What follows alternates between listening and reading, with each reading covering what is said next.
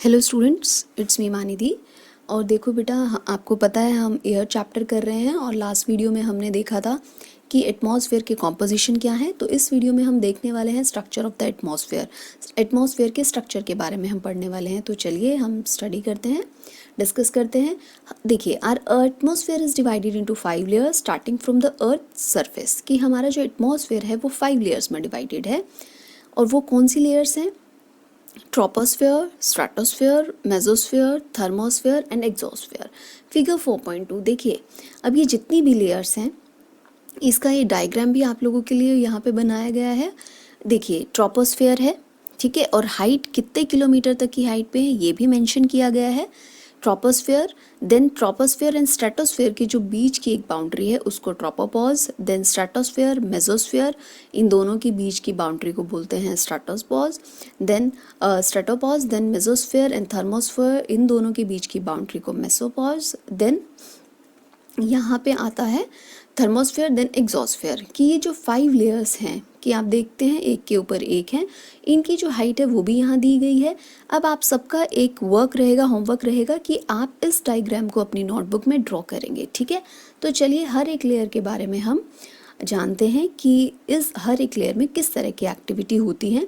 सबसे पहले बात करते हैं ट्रोपोस्फेयर की। देखिए, this layer is the most important layer of the atmosphere. Atmosphere की बहुत इंपॉर्टेंट लेयर है। इसकी हाइट 13 किलोमीटर तक है, एवरेज हाइट। जो एयर हम ब्रीथ करते हैं वो इसमें जो the air we breathe exist here, कि यहाँ पे एग्जिस्ट होती है, प्रेजेंट होती है इस लेयर में। Then almost all the weather phenomenon like rainfall, fog, hail storm occur in this layer. कि जितने भी वेदर फिनोमिनन है ऑलमोस्ट इस लेयर में होते हैं। Then stratosphere, above the troposphere lies the stratosphere. कि स्ट्रेटोस्फेयर जो है किसके ऊपर है? ट्रोपोस्फेयर के ऊपर है। इसकी जो हाइट है वो 50 किलोमीटर तक है। और ये जो लेयर है ये क्लाउड्स एंड दूसरे जो वेदर फिनोमिनन एक्टिविटीज़ है उससे फ्री है। इसीलिए ये making condition most ideal for flying aeroplanes. की जो एरोप्लेन्स जो ऊपर आप देखते हैं, ठीक है, स्काई में कि जो उड़ रहे होते हैं, उसके लिए जो एक कंडीशन है, फेवरेबल कंडीशन है, वो स्ट्रेटोस्फेयर लेयर में है। One important feature of the stratosphere is that it contains a layer of ozone gas. कि इसका एक इम्पॉर्टेंट फीचर ये भी है कि इसमें ओजोन लेयर जो प्रेजेंट रहती है और जो हमें प्रोटेक्ट करती है सन की हार्मफुल रेस से, ठीक है। अब ये आपको समझ में आया। नेक्स्ट हम बात करते हैं मेसोस्फेयर की। मेसोस्फेयर थर्ड लेयर है एटमॉस्फेयर की। It lies above the stratosphere, stratosphere के ऊपर है। It extend up to the height of 80 kilometre, 80 kilometre की हाइट तक है। और जो मीटियोरॉइड्स हैं जो स्पेस से एंट्री करते हैं वो इस लेयर में जो है बर्न हो जाते हैं, ठीक है। ये मेसोस्फेयर था। अब हम बात करते हैं थर्मोस्फेयर की। देखिए, in thermosphere temperature rises very rapidly, बहुत जल्दी से बढ़ता है जैसे जैसे हम हाइट पे जाते हैं। बिकॉज यहाँ पे आयनोस्फेयर जो है इस लेयर का पार्ट है और it extend between 80 to 400 kilometre, 80 to 400 kilometre जो है इसकी हाइट रहती है। This layer helps in radio transmission. In fact radio waves transmitted from the earth are reflected back to the earth by this layer. कि जो radio waves जो हैं जो अर्थ से ट्रांसमिटेड होती हैं, अर्थ से जाती हैं, वो वापस जो है अर्थ पे रिफ्लेक्ट होती है बिकॉज ऑफ दिस आयनोस्फेयर, ठीक है। देन एग्जॉस्फेयर, ये सबसे अपर मोस्ट लेयर है एटमॉस्फेयर की। और इसमें जो एयर का जो पार्ट होता है वो बहुत थिन है, बहुत कम है। और यहाँ पे लाइट गैसेस जो है वो मिलती हैं जैसे हीलियम एंड हाइड्रोजन। तो यहाँ पे बेटा हमारा जो स्ट्रक्चर ऑफ द एटमॉस्फेयर है वो फिनिश हो गया है। मैंने आपको बोला है जो डायग्राम है वो आपको ड्रॉ करना है आपकी नोटबुक में और 5 लेयर्स को आपको अच्छे से रीड करना है, देखना है उसका स्ट्रक्चर, ठीक है। अब हम आगे बात करते हैं वेदर एंड क्लाइमेट की, ठीक है। Is it going to rain today? देखिए कि रेन होने वाली है। अब आप यहाँ पे एक चीज़ समझिए, आपने देखा है कि वेदर जो है जो आप डेली बेसिस पे देखिए, कभी वेदर है वो रेनी हो जाता है, क्लाउडी हो जाता है, कभी सनी होता है, कभी स्कॉचिंग हीट है, कभी ह्यूमिड, तो इस तरह का वेदर रहता है। तो मेनली देखिए वेदर जो है आर टू आर बेसिस पे चेंज होता रहता है। इसकी कंडीशन एटमॉस्फेयर में कभी हॉट एंड ह्यूमिड वेदर होता है, हमें इरिटेट भी करता है, कभी प्लेजेंट वेदर होता है, बहुत ब्रीजी जो वेदर होता है जो हमें चीयरफुल करता है, हमें काफ़ी खुश करता है, ठीक है। कि हम लोग प्लान भी करते हैं कि हम चलो कहीं बाहर घूम आते हैं। तो however the average weather condition of a place for a longer period of time represent the climate of a place.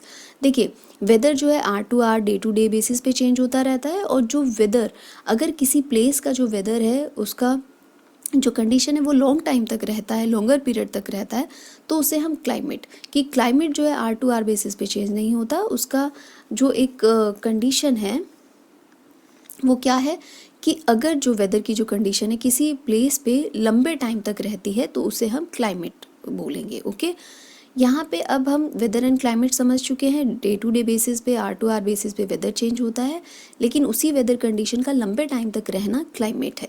Okay, then बात करते हैं हम यहाँ पे टेम्परेचर की। ठीक है, ये क्या है, कंपोनेंट्स अब हम वेदर एंड क्लाइमेट के देखने वाले हैं। सबसे पहले हम टेम्परेचर की बात करेंगे, और यहाँ पे देखिए आपको बताया गया है थर्मोमीटर क्या है, जो टेम्परेचर मेज़र करता है, बैरोमीटर जो एटमॉस्फेरिक प्रेशर को मेज़र करता है, rain gauge amount of rainfall को जो मेज़र करता है, wind vane show the direction of the wind, की shows the direction of the wind, की विंड की डायरेक्शन शो करता है। ये वेदर इंस्ट्रूमेंट्स हैं। ठीक है, अब आप इन सबको भी ध्यान से देख सकते हैं, इन्हें पढ़िए, इन्हें समझिए। अच्छा, अब टेम्परेचर की बात करते हैं। देखिए टेम्परेचर जो हम फील करते हैं एवरी डे पे, वो एटमॉस्फेयर का पार्ट होता है। The degree of hotness and coldness of the air is known as temperature, कि जो कितनी हॉटनेस है, कितनी कोल्डनेस है, ये हम कैसे फील करते हैं, जो एटमॉस्फेयर में टेम्परेचर रहता है उससे।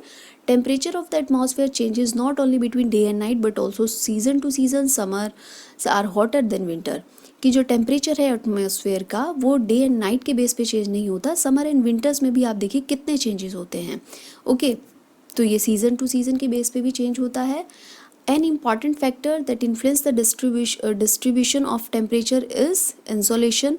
Insolation is the incoming solar energy intercepted by the earth. कि अब ये टेम्परेचर जो है, इम्पॉर्टेंट फैक्टर क्या है जो इन्फ्लुएंस करता है distribution of the, important factor जो टेम्परेचर के डिस्ट्रीब्यूशन को इन्फ्लुएंस करता है वो है इंसोलेशन। इंसोलेशन क्या है, सोलर एनर्जी जो कि अर्थ रिसीव करती है किससे, सन से।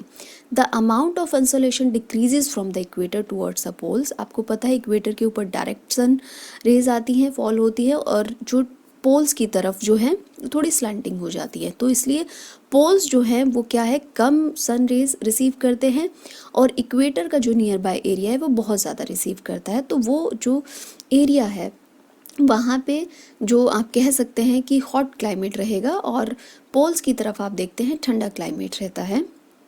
अगर अर्थ का टेम्परेचर बहुत ज़्यादा बढ़ जाएगा, it would become too warm for some crops to grow, तो इसलिए क्या है कि कुछ क्रॉप्स के लिए बहुत डिफ़िकल्ट होगा ग्रो होना।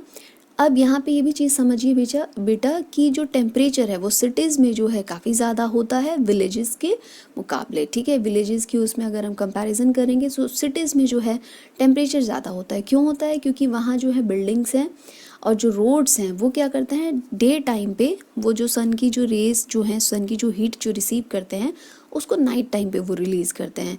ठीक है, और जो क्राउडेड हाई राइजेस बिल्डिंग होती हैं सिटीज़ की, वो वार्म एयर को ट्रैप करती हैं और raise the temperature of the cities. आप देखिए जो विलेजेस में होते हैं, पहली बात तो इतनी जो बिल्डिंग्स बड़ी बड़ी नहीं होती हैं, कॉन्क्रीट के ज़्यादा हाउसेज नहीं होते हैं, तो वहाँ पे टेम्परेचर इतना ज़्यादा रिसीव नहीं होता है। लेकिन अब जो सिटीज़ में होती हैं बिल्डिंग्स बहुत बड़ी हैं, ओके, और रोड्स जो हैं वो सन की जो हीट जो है, सन रेज जो है उसको रिसीव करते हैं और नाइट में उसको रिलीज़ करते हैं, और ये इसी वजह से वहाँ का जो टेम्परेचर है वो काफ़ी ज़्यादा रहता है। ओके, कहाँ पे, सिटीज़ में। तो यहाँ पे हम लोग देखो, इस वीडियो में हम देख रहे हैं structure of the atmosphere, then हमने देखा वेदर एंड क्लाइमेट, देन एक टेम्परेचर देखा। तो अब आप लोग क्या करेंगे, यहाँ तक इसको रीड करेंगे, अच्छे से पढ़ेंगे, देखेंगे, समझेंगे। ओके, कोई डिफ़िकल्टी है तो आप मुझसे पूछ सकते हैं। ओके बेटा, ओके स्टूडेंट्स।